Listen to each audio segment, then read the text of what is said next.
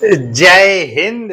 कैसे हैं आप सभी लोग? आशा करता हूं आप सभी लोग अच्छे होंगे और एकदम से स्वस्थ होंगे। और एसएससी एमटीएस और हवलदार जिस वैकेंसी का आप लोग काफी दिनों से इंतजार कर रहे थे, तो फाइनली वो वैकेंसी आ चुकी है। एसएससी के कैलेंडर के अनुसार उसका नोटिफिकेशन भी आ चुका है। कितने पदों पर ये नोटिफिकेशन आया, कब से कब तक आपके इसके फॉर्म भरे जाएंगे, और इसका जो एग्जाम है वो कब से इसका एग्जाम है होने वाला है, सब कुछ आपको डिटेल में इस वीडियो के माध्यम से कवर कराने वाला हूं। तो आज के इस वीडियो को आपको शुरू से लेकर के एंड तक है फुल वॉच करते रहना। अगर आपको ये वीडियो पसंद आती है तो प्लीज आप सभी लोग इस वीडियो को एक बार लाइक और चैनल को आप लोग सब्सक्राइब करना बिल्कुल ना भूलें। और एसएससी एमटीएस और हवलदार से जुड़ी हर एक छोटी बड़ी अपडेट है वो आपको मैं शेयर करता रहूंगा। तो फटाफट से अभी से आप लोग जुड़ जाइए, क्योंकि बाद में आप लोग पछताते हो कि हमें ये कोई भी अपडेट है नहीं मिल पाई। तो फाइनली मैं आपको बताऊं कि इसका जो नोटिफिकेशन आया था मैंने अपने व्हाट्सएप चैनल और टेलीग्राम चैनल दोनों पर शेयर कर रखा हूं। तो उसे अभी तक अगर आप लोगों ने ज्वाइन नहीं कर रखा है तो आप एक बार उसे जाकर के ज्वाइन है वो जरूर कर लीजिएगा। तो चलिएगा अब मैं आपको एसएससी एमटीएस और हवलदार की जो न्यू वैकेंसी है इससे जुड़ी जो भी अपडेट है हर एक अपडेट आपके साथ शेयर करने वाला हूं। और इसके इंपॉर्टेंट डॉक्यूमेंट भी बताऊं, क्योंकि पिछली बार जो वैकेंसी आई थी 2024 में, उसमें काफी सारे कैंडिडेटों ने सिलेक्शन लेने के बावजूद भी उनको आउट कर दिया, क्योंकि उन्होंने इस गलती को दोहराया था। वो गलती आपको इस बार नहीं दोहरानी। अगर आप भी उस गलती को दोहराते हो तो मैं गारंटी के साथ कह रहा हूं कि आप लोग कितना भी अच्छा स्कोर कर लेना, फाइनल कट ऑफ में आपका नाम क्यों भी ना आ जाए, आप किसी भी राज्य से बिलोंग क्यों ना करते हो, तब भी आपका सिलेक्शन नहीं हो पाएगा। गलती क्या हुई इसी वीडियो में आपको आपको मिल जाएगी। तो एसएससी एमटीएस और हवलदार की जो न्यू वैकेंसी है वो आ चुके हैं। कल कितने पद आए हुए? 1075 पद हैं। अब बहुत सारे कैंडिडेट सोचेंगे कि धोखा दे दिया एसएससी ने कि 1000 पद ही निकाले, 1075 पद। तो 1075 पद एसएससी एमटीएस के नहीं, ये हवलदार के पद हैं। ठीक, कितने हैं?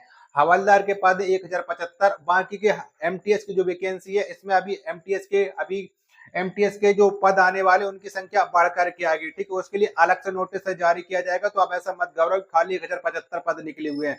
पद कम से कम 5 से 6 हजार एमटीएस के निकलेंगे, और हवलदार के इतनी पद निकलते, पिछली बार भी इतने निकले तो इस बार भी इतने निकले हैं।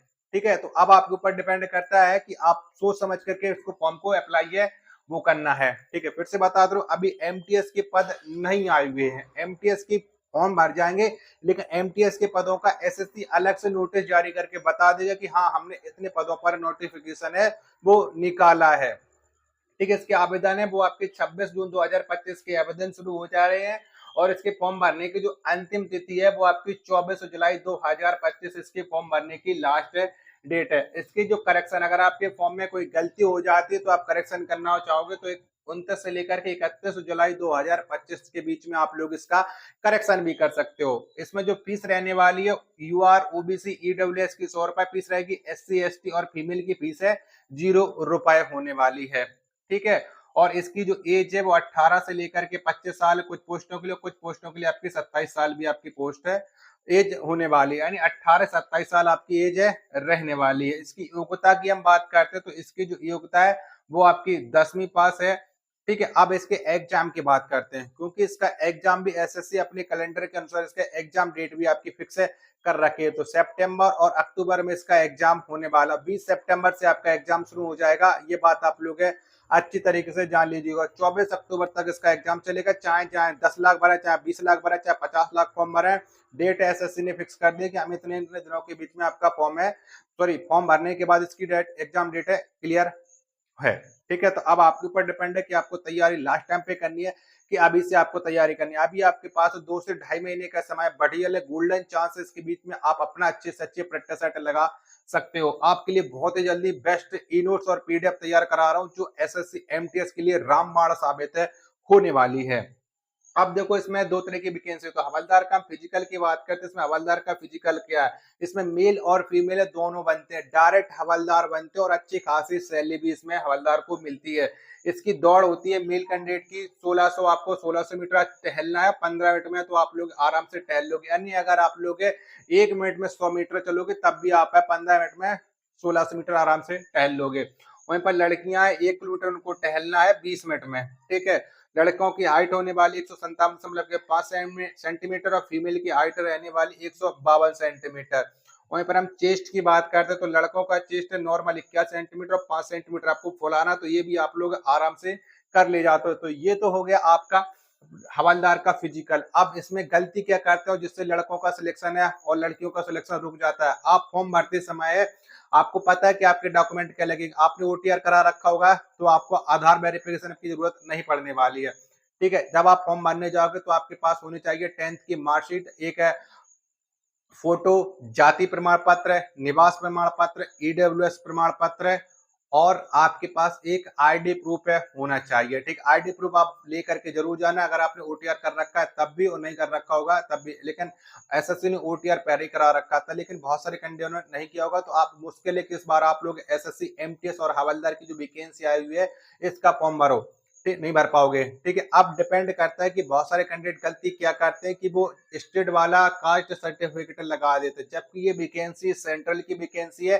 तो इसमें जो आपका कास्ट सर्टिफिकेट मान्य होगा वो आपका सर्टिफिकेट सेंट्रल वाला कास्ट सर्टिफिकेट आपका मान्य किया जाएगा। ठीक है, इस बात को आप लोग ध्यान रखिएगा। जिसका भी कास्ट सर्टिफिकेट सेंट्रल का नहीं बना है तो प्लीज आप लोग सेंट्रल का बनवा लीजिएगा। और मैं बहुत पहले से आपको समझाता था कि अगर कोई भी सेंट्रल की वैकेंसी आती है तो उसमें आपका सेंट्रल का सर्टिफिकेट मान्य किया जाता है, ना कि स्टेट का। अगर आप पर्टिकुलरली ओबीसी एससी एसटी से बिलोंग करते हो, अगर आप लोग सेंट्रल का नहीं लगाओगे तो फिर आप स्टेट का लगा दोगे। जिस दिन आपका डीबी होगा उस दिन आपको यूआर कैटेगरी में काउंट किया जाएगा। अगर यूआर कैटेगरी जितने अंक अगर आपके होंगे तब भी आप लोग फाइनल सिलेक्शन के लिए आप लोगों का रास्ता बन पाता है। चलेगा, इसका जो आपका सीबीटी 1 एग्जाम सितंबर में होने वाला है उसमें आपका सिलेक्शन कैसे होगा? देखो, इसमें दो सेक्शन होते हैं, पहला सेक्शन और दूसरा सेक्शन। ठीक है, पहले सेक्शन में आपके मैथ के प्रश्न आएंगे 20 प्रश्न 60 नंबर के, रीजनिंग के 20 प्रश्न आएंगे 60 नंबर के, यानी इसमें एक प्रश्न है वो आपका तीसरा नंबर का होता है। तो जो पहला सेक्शन होगा 40 प्रश्न होंगे, ये आपको 45 मिनट में आपको करने हैं। जो दूसरा सेक्शन होगा जीके और इंग्लिश के, दोनों के 25-25 से प्रश्न होंगे 75 नंबर के, ये भी आपको 45 मिनट में करना है। और जीके और इंग्लिश इन्हीं में से 75-75 यानी 150 नंबर का जो हो जाता है आपका, इन्हीं में से आपकी कट ऑफ है डिसाइड होती है। और इतनी में से अगर आपने अच्छा स्कोर किया तभी आप लोगों का सिलेक्शन होने के चांस बनते हैं। मैथ और रीजनिंग में चाहे आप 40 में से 40 सही कर लेना तब भी आपका सिलेक्शन नहीं होगा।